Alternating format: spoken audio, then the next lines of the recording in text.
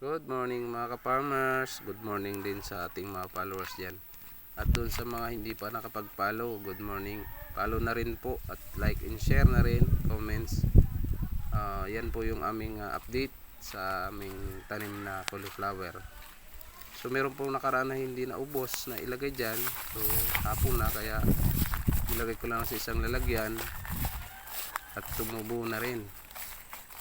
So yan po, ilalagay ko yan isa-isa sa seedling tray. So yan o. So kailangan wag lang maputol yung kanyang puno or mabali. Yan, isa-isa po ang lagay dyan sa seedling tray. So dapat po okay siya, hindi siya putol, tinatanggal yung kanyang ugat.